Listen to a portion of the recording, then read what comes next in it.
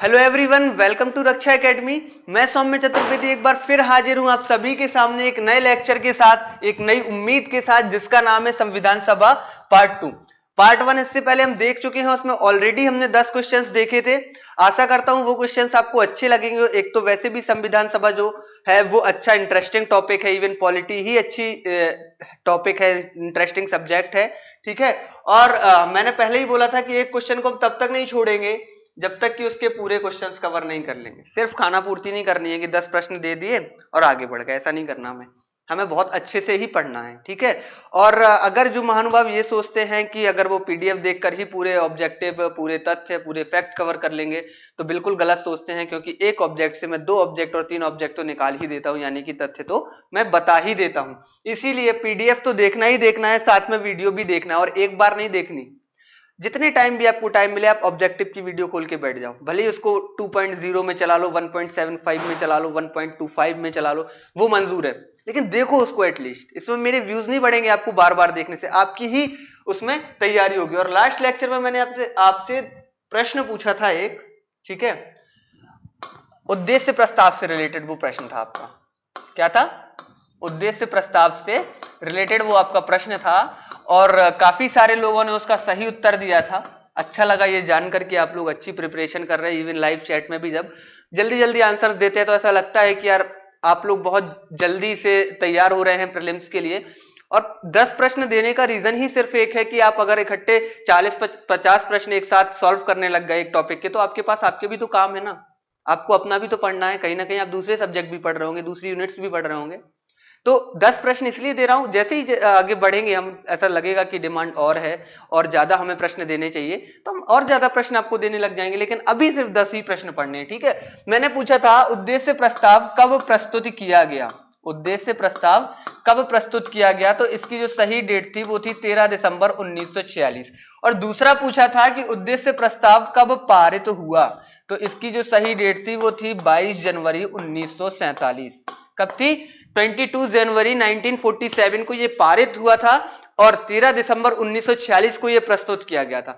लेकिन मैं बहुत अच्छे से जानता हूं, जब भी पेपर में ऐसे प्रश्न आते हैं, ना सिर्फ एमपीपीएससी प्रीलिम्स की बात कर रहा हूं मैं, बल्कि जितने भी कॉम्पिटेटिव एग्जाम होते हैं, आप ऐसे प्रश्न अधिकतर गलत करके आते हैं, क्योंकि आपने उद्देश्य प्रस्ताव सिर्फ पढ़ा, और उद्देश्य प्रस्ताव पढ़ने के बाद जो आपने डेट लगानी है वो लगानी है 13 दिसंबर 1946। आपको देखना ही नहीं कि ये भी लिखी है, आपको पढ़ना ही नहीं कि ये प्रस्तुत लिखा है कि पारित लिखा हुआ है। ऐसी गलती जब हम कर देते, जब एग्जाम के बाद घर में आते हैं, तो लगभग हमसे 95% प्रश्न ऐसे रहते हैं जो बहुत अच्छे से बन जाते हैं, लेकिन अपनी गलतियों की वजह से हम गलत करके आते हैं। जब घर पे आते तो ऐसे 10 प्रश्न तो निकल ही आते हैं आराम से, जो लगता है यार ये कर देते तो सही होता, ये कर देते तो सही होता। घर पे आके सोचने की क्या जरूरत है? वहीं सोच लो ना जितना सोचना है। अगर पूछता है कि प्रस्तुत किया गया, कब प्रस्तुत किया गया, तो 13 दिसंबर 1946 को प्रस्तुत किया गया। ठीक है। और अगर पूछता है कब पारित किया गया, तो 22 जनवरी 1947 को पारित किया गया। कब किया गया पारित? 1947, 22 जनवरी। ठीक है। इस डेट को अच्छे से याद रखना। और दूसरी चीज ये है कि 22 जनवरी 1947 को क्यों पास किया गया यार? ये 13 दिसंबर 1946 को भी तो पास कर सकते थे ना। आप जब घर में कोई भी डिमांड रखते हैं, बहन से बोलते हैं, भैया से बोलते हैं, पापा से, किसी से भी बोलते हैं मुझे ये चीज दे दो, तो तुरंत तो मिलती नहीं ना, पहले तो उसको टालने की कोशिश की जाती है। जब आप पीछे पड़ जाते हो तो धीरे धीरे उसको वो आपको मिल ही जाती है। और इसमें क्या हुआ था कि 13 दिसंबर 1946 वाली जो बैठक थी उसमें मुस्लिम लीग के सदस्य शामिल नहीं हुए थे, बहिष्कार किया था। जब उन्होंने बहिष्कार किया तो फिर ऐसा लगा कि यार नहीं, इसकी जो अगर अभी हम उद्देश्य प्रस्ताव पास कर लेंगे, पारित कर देंगे, तो मुस्लिम लीग के सदस्य वैसे ही गुस्सा हैं और भी ज्यादा गुस्सा हो जाएंगे। तो 22 जनवरी 1947 तक रुके, जब सबकी सहमति मिली तब ये उद्देश्य प्रस्ताव पारित किया गया। ठीक है। अब आज का पहला प्रश्न देखते हैं। आज का पहला प्रश्न है, भारत की संविधान निर्मात्री सभा के अध्यक्ष कौन थे? भारत की संविधान निर्मात्री सभा के अध्यक्ष कौन थे?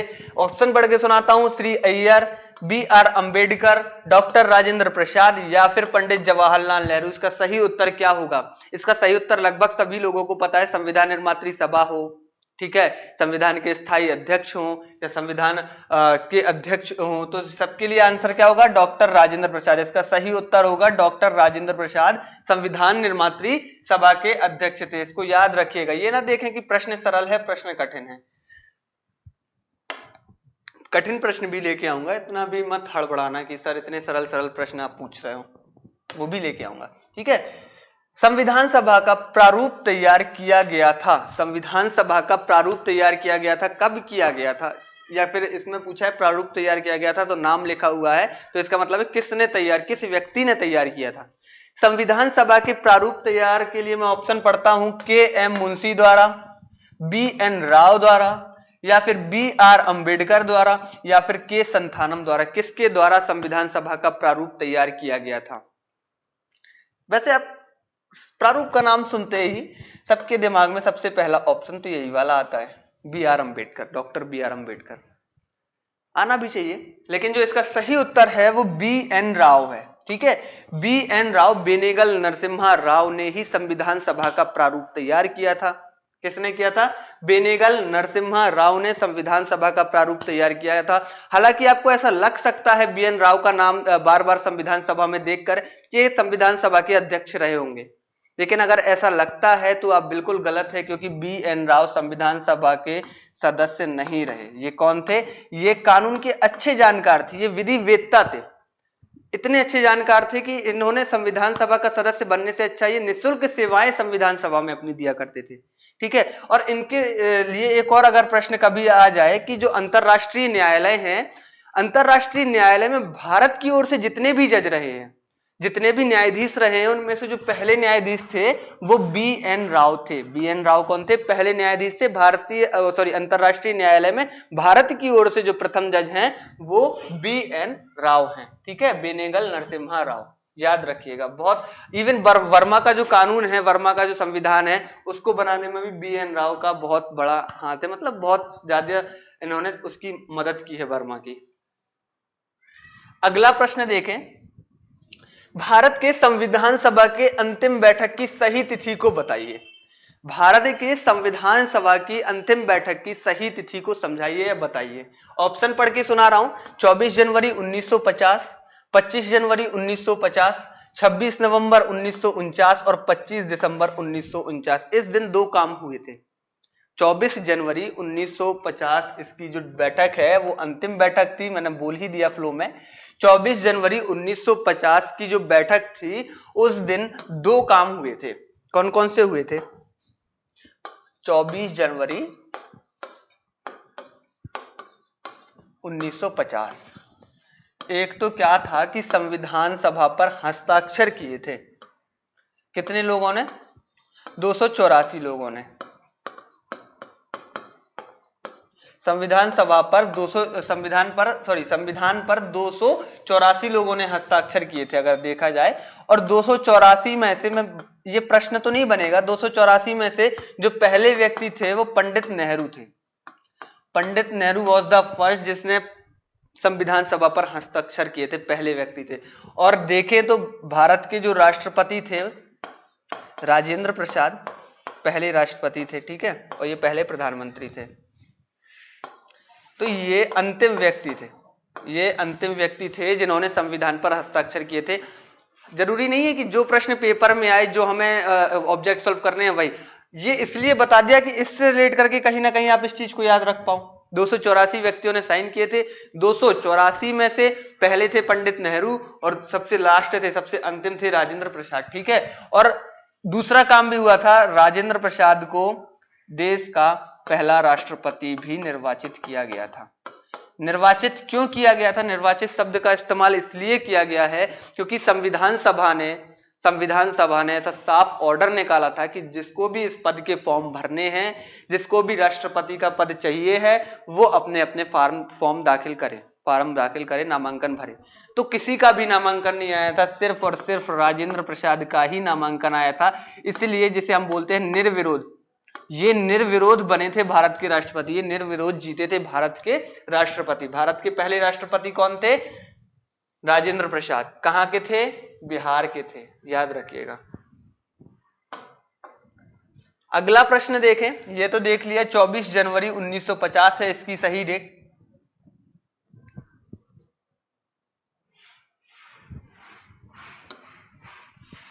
अगला प्रश्न है संविधान सभा की प्रथम बैठक की अध्यक्षता किसने की? संविधान सभा की जो पहली बैठक हुई थी उसकी अध्यक्षता किसने की? डॉक्टर भीमराव अंबेडकर, डॉक्टर राजेंद्र प्रसाद, डॉक्टर सच्चिदानंद सिन्हा या फिर मौलाना अबुल कलाम आजाद? इसका सही उत्तर क्या होगा?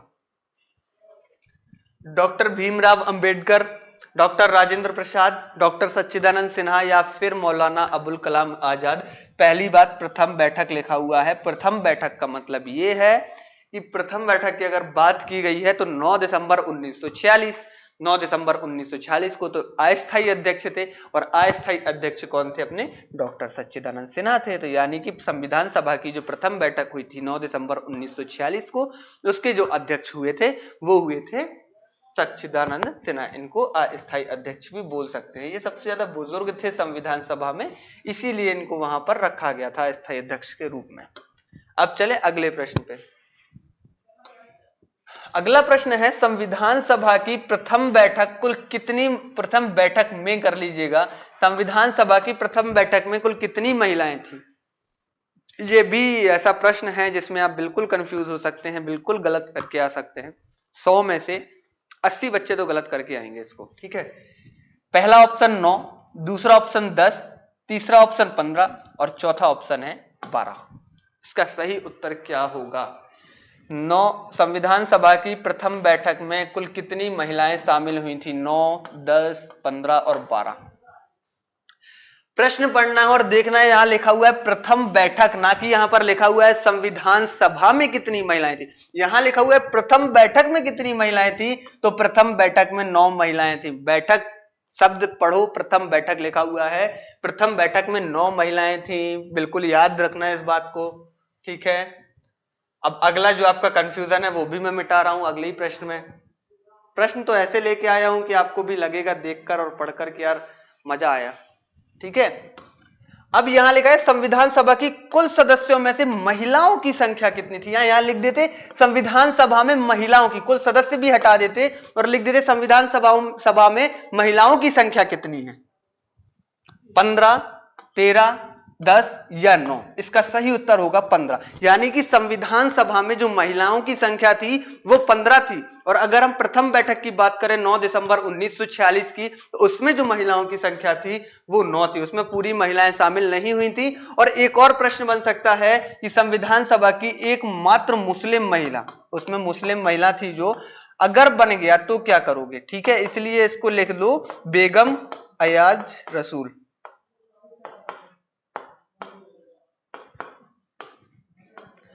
संविधान सभा की जो, संविधान सभा में महिलाओं की संख्या थी उनमें से एक मुस्लिम महिला भी थी, उनका नाम क्या है? बेगम अयाज रसूल। अच्छे से याद रखना है इसको। कुल जो सदस्यों की संख्या थी उसमें से महिलाओं की सदस्य संख्या थी 15। और अगर देखा जाए कि सिर्फ और सिर्फ एक सेकेंड, सिर्फ और सिर्फ पहली बैठक में कितनी महिलाएं शामिल हुई थी? तो 9। बी आर अंबेडकर संविधान सभा में निर्वाचन हुआ था। बी आर अंबेडकर का संविधान सभा में निर्वाचन कहां से हुआ था? बी आर अंबेडकर का संविधान सभा में निर्वाचन कहां से हुआ था?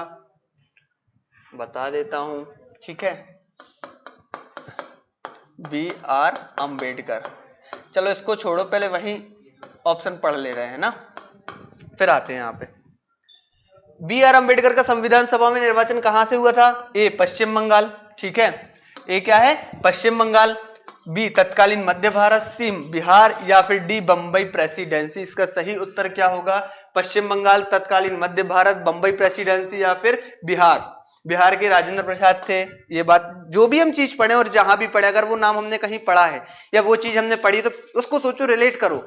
जैसे अगर आपने भूकंप पढ़ा भी किताब में, ठीक है, और आपके 10-12 दिन पहले आपने भूकंप पढ़ा और आज के पेपर में, न्यूज़पेपर में लिखा हुआ है भूकंप का कोई टॉपिक, या यहाँ भूकंप आया वहां, या यहाँ सुनामी आई, तो तुरंत उसको फिर से उठा के एक बार रिवाइज कर लो, या इसको अपने दिमाग में ही सोचो यार ये मैंने पढ़ा था, ऐसे ऐसे होता। पूरा डायग्राम फ्लो चार्ट दिमाग के अंदर ही बनाओ, भूलोगे नहीं कभी। ऐसे कुछ ऐसी चीजें होती है जो अलग से करना चाहिए। तो इसका सही उत्तर होगा डी, बंबई प्रेसिडेंसी। इसका सही उत्तर क्या होगा? D, Bambai presidency. B R Ambedkar का संविधान सभा में जो निर्वाचन हुआ था वो हुआ था बंबई प्रेसिडेंसी से, ठीक है। और इनके पीछे की कहानी ऐसी है, काफी लंबी है, ठीक है। ये सबसे पहले बंबई से ही चुनाव लड़ने गए थे, बंबई से ये चुनाव लड़ने गए तो यहां से ये हार गए, ये जीते नहीं यहां से, बंबई से ये हार गए। फिर उन्होंने कोशिश करी पश्चिम बंगाल से। कहां से कोशिश करी थी? पश्चिम बंगाल से। और ये पश्चिम बंगाल से जीत गए। क्यों जीते? क्योंकि इनके पास मुस्लिम लीग का हाथ था, इनके पास मुस्लिम लीग की सहायता थी, मदद थी। मुस्लिम लीग की वजह से ये पश्चिम बंगाल से चुनाव जीत गए। फिर 15 अगस्त 1947 आया, हमारा देश आजाद हुआ। और ये पश्चिम बंगाल के किस एरिया से जीते थे? ये पश्चिम बंगाल के जीते थे जैसुर कुल्ला वाले इलाके से, ठीक है। जैसुर कुल्ला से ये जीते थे। और वो कहां चला गया आजादी के बाद? 15 अगस्त 1947 के बाद ये चला गया अपना पाकिस्तान में। जब ये पाकिस्तान में गया तो ये संविधान सभा के सदस्य नहीं रह पाए। संविधान सभा के सदस्य नहीं रह पाए तो इनकी सेवाएं, सबने इनको समझ लिया था कितने दूरदृष्टि है, कितने ज्यादा अच्छे हैं। इस वजह से इन्होंने क्या किया कि संविधान सभा के सदस्यों से बात की। तो सदस्यों को लगा कि यार इनके बिना, इनकी सेवाओं के बिना संविधान को बनाना बहुत ज्यादा मुश्किल हो जाएगा। देख रहे हैं हम आज कितना अच्छा संविधान है हमारा, ठीक है। और अगर ये नहीं होते तो अच्छा नहीं होता। संविधान सभा के सदस्यों ने जो संवैधानिक सलाहकार थे बी.एन. राव से बात की। बी.एन. राव ने उस समय के जो बंबई में प्रेसिडेंट, उस बंबई में क्या होता था? प्रधानमंत्री। उस समय क्या होता था? प्रधानमंत्री का पद होता था। और प्रधानमंत्री कौन थे बंबई के? बंबई के प्रधानमंत्री थे बी.जी. खैर, ठीक है। बी.जी. खैर को पत्र लिखा बी.एन. राव ने। बी.एन. राव ने बोला कि यार संविधान सभा में अगर अंबेडकर जी की सेवाएं नहीं होंगी, अंबेडकर जी नहीं होंगे तो हम एक अच्छा संविधान नहीं बना पाएंगे। तो बी.जी. खैर ने बंबई से एक सीट खाली कराई। उनका नाम क्या था? एम.आर. जयकर। एम.आर. जयकर ने अपने पद से इस्तीफा दिया। इस्तीफा देने के बाद इनके जगह पर बी.आर. अंबेडकर जी आए। बी.आर. अंबेडकर जी आए बंबई से। तो पूरी कहानी याद रखना, पहले बंबई से लड़े, हार गए। पश्चिम बंगाल से लड़े, जीत गए। जीते कहां से? जैसुर कुल्ला वाले इलाके से। जब वहां से जीते तो पाकिस्तान में चला गया आजादी के बाद। अब ये संविधान सभा के सदस्य नहीं रह पाए। बी.एन. राव ने बी.जी. खैर को पत्र लिखा। पत्र के बाद एम.आर. जयकर ने बंबई से अपनी सीट छोड़ी, इस्तीफा दिया। इस्तीफा देने के बाद ये वापस से कहां पहुंच गए? बंबई के। तो इसलिए अगर दोनों ऑप्शन दे रहा है पेपर में, अगर एग्जाम में दोनों ऑप्शन आ रहे हैं आपके, तो आपको क्या करना है? बंबई प्रेसिडेंसी ही चुनना है। अगर दोनों ऑप्शन आ रहे हैं तो बंबई प्रेसिडेंसी ही चुनना है। और अगर एक ऑप्शन आ रहा है सिर्फ पश्चिम बंगाल का, तो इसका मतलब यह है कि आप ये मान लीजिए कि जो पेपर बनाने वाला है वो उनको पश्चिम बंगाल से सदस्य मान रहा है। तो आपको छोड़ के नहीं आना है, पश्चिम बंगाल का ही लगाना है। एक सेकंड रुकिएगा थोड़ा, है ना, वेट, एक सेकंड। कहां थे हम? 9वें 7वें प्रश्न पे थे ना, 8वां देखना है हमें।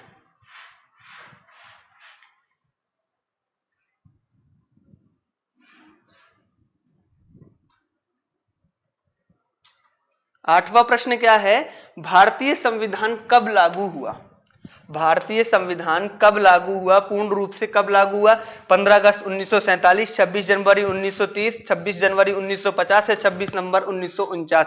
अगर आंशिक रूप से अंगीकृत की बात करें तो अंगीकृत कब हुआ था? 26 नवंबर 1949 को। और अगर हम बात करें कि संविधान कब लागू हुआ तो 26 जनवरी 1950 को लागू हुआ था, ठीक है। अच्छा एक बात बताओ, 26 नवंबर 1949 को कितने अनुच्छेद लागू हुए थे? इसका मुझे उत्तर कमेंट में बताना। ये आपका काम हो गया, आपका होमवर्क हो गया।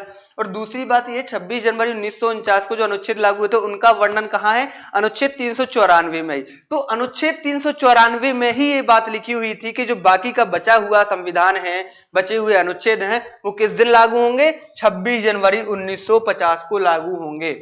अनुच्छेद 394 में ऐसे, नहीं तो ऐसे थोड़ी ना किसी भी डेट पर ये बात बोल देते कि 26 जनवरी 1950 को। ऐसा लिखा हुआ था 394 में। अनुच्छेद 394 में ये बोला गया था कि जो बचा हुआ है वो हम 26 जनवरी 1950 को लागू करेंगे। अगला, संविधान सभा में उद्देश्य प्रस्ताव निम्न में से किस व्यक्ति द्वारा प्रस्तुत किया गया? संविधान में उद्देश्य प्रस्ताव किस व्यक्ति, संविधान सभा में उद्देश्य प्रस्ताव निम्नलिखित में से किस व्यक्ति के द्वारा प्रस्तुत किया गया? बी.आर. अंबेडकर, पंडित नेहरू, डॉक्टर राजेंद्र प्रसाद या फिर सच्चिदानंद सिन्हा, किसके द्वारा प्रस्तुत किया गया? इसका सही उत्तर होगा पंडित नेहरू। पंडित नेहरू के द्वारा उद्देश्य प्रस्ताव पारित किया गया, लाया गया, ठीक है। और पारित कब किया गया और प्रस्तुत कब किया गया, ये दोनों ही मैं बता चुका हूं। अगर मैं बार बार एक ही चीज बताने लग गया तो कहीं ना कहीं आप भी बोर होंगे और फिर बोलेंगे कि सर बार बार एक ही प्रश्न आप बता रहे हो, है ना। अब चलते हैं आज के अंतिम पड़ाव की ओर, अंतिम क्वेश्चन की ओर। संविधान सभा में भारतीय संविधान का तृतीय वाचन कब हुआ, कब प्रारंभ हुआ?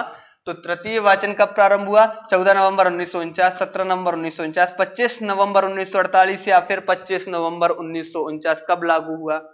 इस प्रश्न का उत्तर तो मैं बता ही दूंगा, लेकिन एक चीज और आप याद रख लीजिए कि हमारा टॉप 100 का बैच चल रहा है। जैसे कि मैं आपको रोज जानकारी देता हूं, रोज हमारे बच्चे उसमें एडमिशन, जितने भी सारे बच्चे हैं वो सब एडमिशन्स ले रहे हैं उसमें एमपीपीएससी से रिलेटेड। उसकी कीमत है 7500 रुपए। अभी जब तक हमारे 100 बच्चे पूरे नहीं हो रहे हैं, जिस दिन हमारे 100 बच्चे पूरे हो जाएंगे उस दिन हम उसकी कीमत कर देंगे 9,999 रुपए, ठीक है। कब करेंगे? 9,000, जब 100 बच्चे उसमें पूरे हो जाएंगे। उसके अंतर्गत आपको प्रीलिम्स भी मिलेगा, मेंस भी मिलेगा, पीडीएफ फॉर्मेट में टीचर्स के नोट्स भी मिलेंगे, जितनी भी सारी चीजें। मतलब अगर आप एक बार 7500 का पैकेज ले लेते हैं तो इसके अलावा आपको कहीं भी जाने की, किसी भी बुक की जरूरत नहीं पड़ेगी। जितनी भी चीजें होंगी हम ही आपको बताएंगे, हम ही आपको गाइड करेंगे, ठीक है।